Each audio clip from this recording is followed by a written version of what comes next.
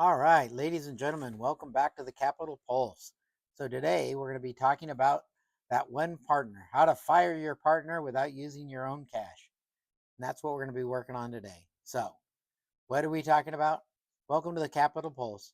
I'm Jeff Hogan, and we're going to be providing you some insight today on your hostage partner and how you want to be able to move forward with that. So, you know the one that we're talking about here, the one that's lost the passion for the business, the slowing down from the growth, or they're ready to retire and move on, but they're still at 40% ownership of equity. You want to buy them out and take full control, but you think you need a check of 200,000 to 500,000 of your personal cash to make that happen. Not true. That equity trap is the villain of the growth story. It keeps you stuck in a partnership that's past its expiration date. So today we're going to be fixing that. What's the insight that you need? Well, most conventional banks will ask you for a 20% down payment for the partnership buyout. But as an SBA expert, I'm going to be able to provide the insight because I've looked at the SOP and rules that we have to be governed by. And they offer a massive loophole for healthy businesses. The rule: if your business has a debt to worth ratio of 9.9 to 0.1 or better, based on the most recent interim financial statements, the SBA allows 100% financing for a partnership buyout. I'll provide some insight and how to calculate that ratio a little later here in the video, because doing finances and numbers on a show is just not a good idea. So, why does it matter? This means you can use the cash flow from your business to buy out your partner's shares, pay them the fair market share value, and keep your personal liquidity in your own pocket. You aren't just buying shares, you're buying freedom. But here's the banker secret you need to know: the SBA looks at the remaining owner's experience because you're already in the business. The SBA views this as a low risk change of ownership rather than a risky new acquisition of somebody that's coming in to a business and doesn't understand it and is going to have to change it and move on. You're the guide the SBA wants to bet on. And the banks want to be able to bet on. So what's the plan? Now, and a little bit of a warning. Before you rush in to sign the LOI, here's your red flag warning.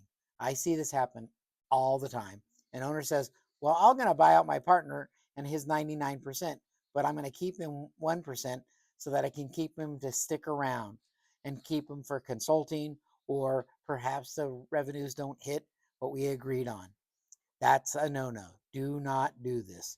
If a departing partner retains even 1% ownership, the SBA rules state they must stay on the loan as a guarantor.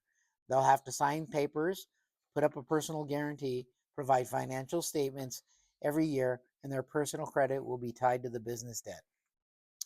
Usually, a partner who exits doesn't want that liability. They want to walk away free and clear, and you don't want them to have any kind of a veto power on your ability to grow in the future or get future financing.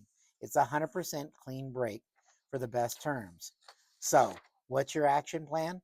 One, run the ratio. Ask your controller for a debt to worth ratio to figure out if you fall within that category. So I'll give you a resource here in a second. The valuation: get a professional business valuation on your business to determine that it's worth what you've all agreed upon.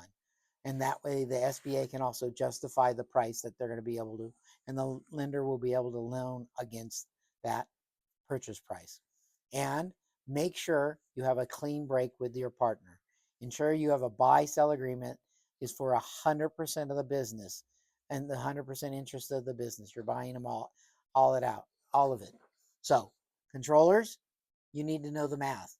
So I put together a one-page audit checklist for you to be able to ensure that the 9-to-1 formula works, as well as the DSCR requirements. So put a post down below and just say, hey, send it to me and I'll send you the link to be able to download the show sheet. Or you can actually put your email in the form and make a comment on the YouTube channel, and I'll be able to send it to you. That way you can make sure that you're going in the right direction. So what's the call to action? Well, don't let a stale partnership cap your potential for the rest of 2026. You've built a business.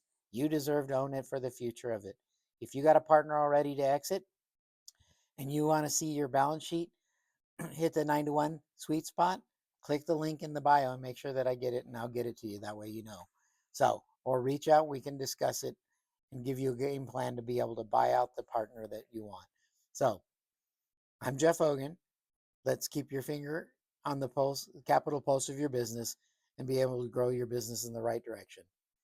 Have any questions, please reach out, make comment below, and I'll see you at the next one.